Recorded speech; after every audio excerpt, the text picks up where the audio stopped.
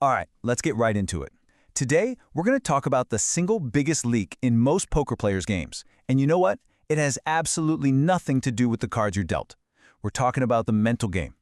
We're going to dive into how you can stop tilt from just torching your bankroll and finally start to master the mental side of poker. And listen, that is no exaggeration at all. I mean, we've all been there, right? You're playing perfectly for hours, just crushing it. And then, one moment. One bad beat, one emotional decision, and everything comes crashing down. That's because the battle happening in your mind is every bit as important as the battle on the felt.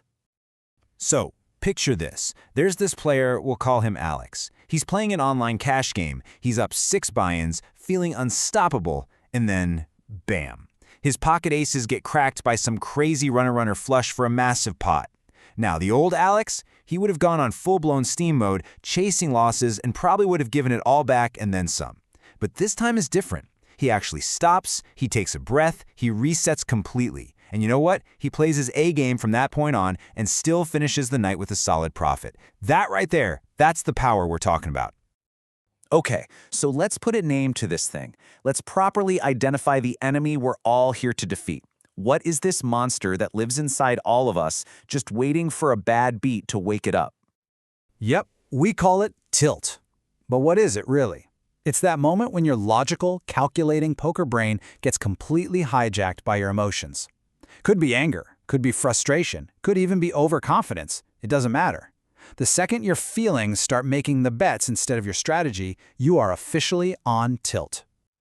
You should really think of it like a domino effect. The first domino to fall, you lose focus. You're just fixated on that last hand you lost.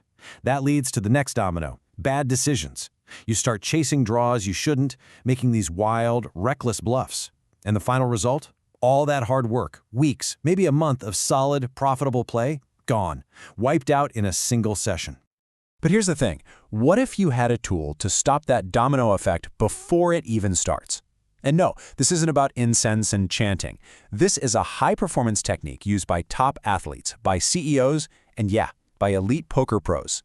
The antidote, my friends, is mindfulness. At its core, it's just the practice of being fully present. It's about noticing an emotion, like frustration, feeling it, and then not letting it grab the steering wheel.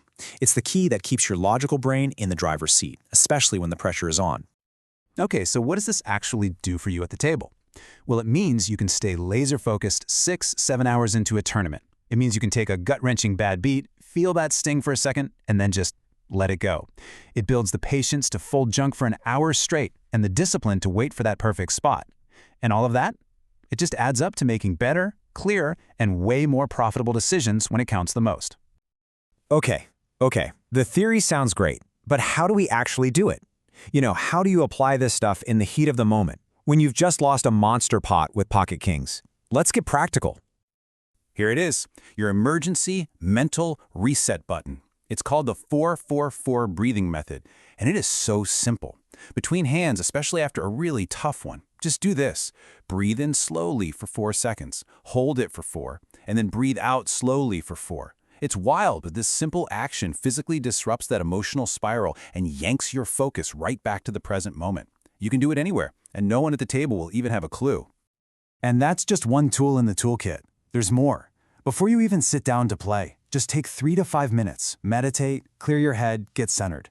When you're not in a hand, don't just zone out on your phone. Use that time. Mindfully observe your opponents, watch their patterns, and practice this simple art. Acknowledge the bad beat, say, okay, that happened, and then consciously let it go. That hand is over. Focus on this one. Now, it's super important to remember that where you play matters a lot. The mental challenges you face playing online in your living room are completely different from the chaos of a live casino. Just look at the difference here. When you're playing online, the enemy is right there on your desk. It's social media, it's notifications, it's a dozen other tabs open. The strategy? You have to build a fortress of focus. Mute everything. Close the tabs. Schedule actual breaks. But live? Oh, it's a whole different beast. The distractions are all around you. The noise, the table chatter. Here, your strategy is to use your breath as an anchor in that chaos and to stay engaged by patiently observing everything happening around you. Okay, let's level up for a second. Because mindfulness isn't just a defensive move to avoid tilt. It's an offensive weapon that elevates your existing skills to a whole new professional level. But first, A quick reality check. Let's make sure you're not making one of these common mistakes. Are you using mindfulness as an excuse for paralysis by analysis? Its purpose is clarity, not hesitation. And listen, being calm does not mean being passive. You still have to be aggressive in the right spots. And finally, don't forget the basics. No amount of meditation is going to overcome being exhausted or hungry. Take care of your body. Okay, now for the really cool part. Let's see how this plugs directly into your poker skills and just supercharges them. When you're mindful, your bankroll management becomes ironclad. No more emotional chasing of losses. Your GTO, or game theory optimal strategy, stays solid because you're making decisions based on math, not emotion. And your ability to analyze hand ranges gets sharper because you're calm and observant, not just jumping to conclusions. So look, if you take away just one thing from all of this, let it be this. Poker is a long game. And over the long run, the player who can control their emotional state will always have an edge. A calm, present, and focused mind simply makes more money. Period. So I'm going to leave you with this one question to chew on the next time you sit down to play. After you've sized up everyone else at the table, take a moment and look in the mirror. Is it possible, just possible, that the biggest opponent you really need to beat is yourself? Think about it.